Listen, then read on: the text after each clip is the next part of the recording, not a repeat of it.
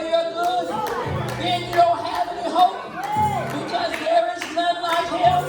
He is the best defense attorney because he knows the whole story. He don't have to wait for circumstantial evidence because God knows everything. God knows you. God knows your heart is good. God knows your heart is right. God knows you want to do the right thing. And so we can say that the God we serve is not out to get us, but he's out to be good and to show us goodwill. Not only that, but God is gracious. When someone is gracious, that means they are inclined to spare guilt. They're inclined to show mercy. They're inclined to show compassion. That is God's forever gift to us. Not only does he have that attribute, but God is holy. That means he is unchangeably perfect. Unchangeably perfect. Not only that, but God is eternal. That means he has no origin. No one can point to the day and say, this is the day that he was born. And we know that he's never going to die. He has no beginning. He has no end. He wasn't created by human hands. He is God. And he is God alone. I'm about to preach my own self-happy up here. Y'all don't have to say nothing. I'm about to preach my own self-happy. Not only is God eternal, but God is self-sufficient. Did you hear me, saints? When you are somebody that's self-sufficient, that means you have literally no needs. You have no needs. He doesn't need anything. He has everything. He is everything. He knows everything. That's the attribute of the God that we serve. He is self-sufficient. I just got to read a few more of his attributes before I talk about how immutable he is. Not only is he self-sufficient, but he is the omnipotent one. The word omnipotent means all power. He cannot tell a lie. And when he was ascending up into heaven, he looked down at us and he said, all power. All includes everything. All excludes nothing. And he said, all power is given unto me in heaven and on earth. That means he can do everything. That means he has the power and the strength to do anything because he is omnipotent. Not only is he omnipotent, but the Bible says of him that he is omnipresent. That means he is everywhere at the same time. You don't have to walk from city to city like Jesus did when he came on the flesh on this earth. But he is everywhere at the same time. Not only is he omnipotent, not only is he omnipresent, but the Bible said he is omniscient, which means he's not just wise, but he has all knowledge. God knows what's going to happen before it happens. God knows how many of you, how many strings of hair. Doesn't the Bible say it? He says how much hair you have on your head. And for those of you who don't have hair, no disrespect. Don't try to get slick with God and say, I don't have any hair. But you did have some hair. And when you had hair, God knew how much hair you had. Not only that, the Bible says he knows the stars. He calls them by their name. That's the God we serve. He calls the stars by their name. So why are we letting the devil take from us? Why are we letting him steal, kill, and destroy? Why Why is he making us bow our head in despair? Letting us know that it's never going to happen. But I decree and I declare to you that God can do anything and he knows everything. He knew before the earth was formed that he was going to have to find a lamb. And the lamb would be slain before the foundation of the world. Every question you have, God can answer it. Everything that deals with life, God has the answer to tell us what to do. Not only that, God is faithful. Sometimes I cry. I don't know why he's so faithful. I have not always lived an exemplary life. I have not always been faithful to him. But the word faithful means loyal, consistent, and steadfast. And hasn't he been faithful to us? Haven't we come short of his glory? But he still let us wake up with a basket full of new mercies. The scriptures say morning by morning, new mercies I see. All that I have needed, thy hands have provided. Great is thy faithfulness, oh Lord, to me. And I want to let you know that God is loving. John 3:16, for God so loved the world, he gave his only begotten Son, that whosoever believeth him should not perish, but have everlasting life. Not only is he full of love, but that love is incomprehensible. We can't figure it out. I can't figure it out. Why he loves me the way he does.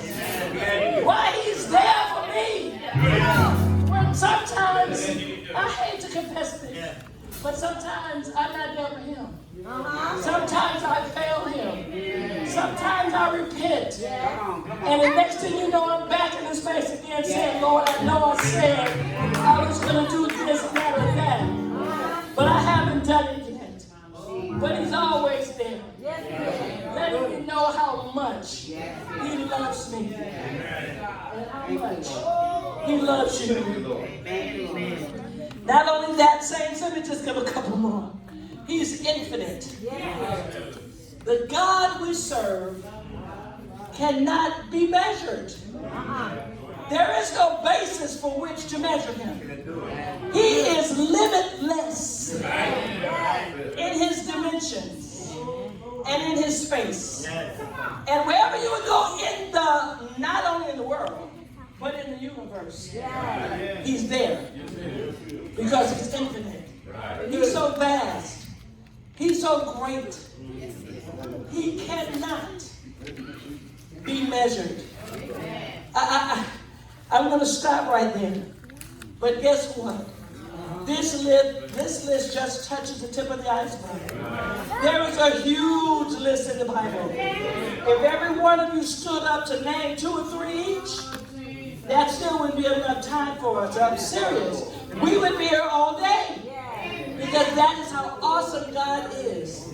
And God wants us in this new year, starting this year, starting this month, he wants us to begin to study about his attributes.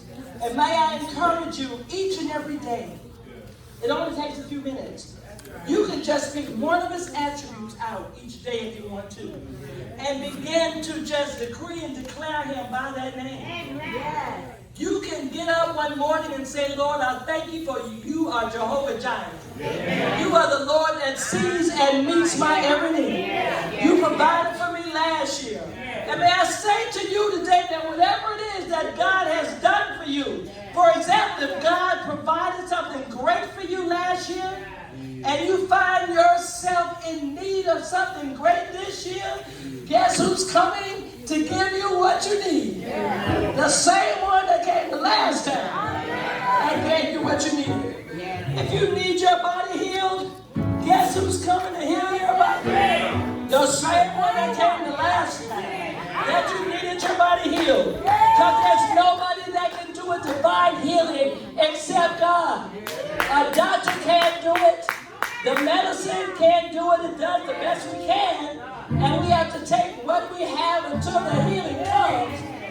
Who is going to be be there to bring you out of that situation where the door has been closed. The same when it came last time. The same when it came in 2019, 2018, 2017. Back, up to thousands of years ago. The same one that came last time is the one that's coming this time. I want to thank you for indulging me to take the time out today to just name those different attributes. But we're going now to the main attribute, and that is an attribute where God never changed. God does not want you to worry, no matter how bad it looks, no matter how gloomy it seems, no matter what despair that you feel. He is not changing because he doesn't have to. Because he's perfect. And perfect can't get better. I want to let you know today that we are living in a world that it will never be the same as we knew it as the decades have gone by. Amen. The Bible told us that in the last days that perilous times are going to come, and you got to be really out of it to not realize that we're living in the last of the last days. Things have changed, and I'm sorry to let you know that things are getting worse. When I was in school, which was quite a number of years ago, do you know what the biggest problem the school was having when I was in school? And many of us that we probably somewhere at the same age. Nobody's claiming that but me, the age. Everybody is young but me. Not one clap, not one amen. And I said all of us up in here are probably somewhere around the same age. The Kathy, she looking down. Sister Home looking over there. Sister Belinda looking like, what is she talking about? But I graduated in 1974, so that was a long time ago. And you know what the biggest problem they were having in the school system at that time? Children cutting class and skipping school. That was the big problem back then. Now look at us in 2020. The biggest problem is parents who keep their kids coming to prayer because you just don't know if this is going to be the day that somebody's coming to the school with a gun that gets in somehow and shoot up people. We better start getting in touch with the God who never changes. And say, Lord, I know that you are a divine protector. I need you to cover my child. And I don't care if it's elementary, middle, high school, or college. People are coming to all these places. There was a time that you felt safe in your own house. You say, I'm just going to stay in today and I'm going to just relax or listen to some music or watch some TV or just enjoy myself in my own house where I just feel safe. But I'm sure you heard this week about the 80-year-old woman. Did you hear about it? She was sitting in her house on her couch watching her TV. Someone came and shot inside the house. The bullet went inside the TV, and the bullet came out, and it went in her leg. She's 80 years old. My heart was broken because she was in so much pain. She was on TV. They can't even try to take it out right now. It's just not feasible at this time. So this 80-year-old woman, who probably never heard a fly, is sitting up there. What else did we hear this week? The whole time we're watching the news, all you can do is hear us. Oh my God, oh my God, oh my God. They have this week a couple that's expecting. What's unusual about this couple? They're first cousins. They're first cousins. A man and his sister. Children. First cousins. They're not just married. They're expecting. And they're having to do test after test after test. Why? to look out for some type of infirmity because the blood is too close. Someone said, well, it's illegal in 24 states. That's not good enough. That needs to be illegal in 50 states. Or 52, whatever it is. And we just heard that on this week. Let me tell you something. Things are changing. We need to draw close to God. It ain't enough now just to go to church and sweat and see each other happy and go home and eat. But it's time for us to get to know the unchangeable God who can change every situation. We need to get to know him in a greater way. Can I get you to join in with me this year? You see, all of us have our individual paths, but there is a path that all of us have together because we are a church family. That's how I look at it. We're a church family. So there are goals that a church family has together. And so I'm asking you, because let me tell you something, my determination and desire is to pursue God like I never have before. I'm thinking about the Apostle Paul, who wrote over 1/2 of the New Testament, who spoke 7 different languages, who received all these revelations from God. Guess what he said? That I might know him. Remember? He couldn't get enough. He said that I may know him in the power of his resurrection and in the fellowship of his sufferings, being made conformable unto his death. I want to know God. I know that we will never be able to know all there is to know about God because he is too awesome. The Bible said he's too high. We cannot attain unto him. But I do know that as we gravitate close to him, he will gravitate close to us. And I've let him know, Lord, I don't want to just know you, but I want you to wrap your arms around me.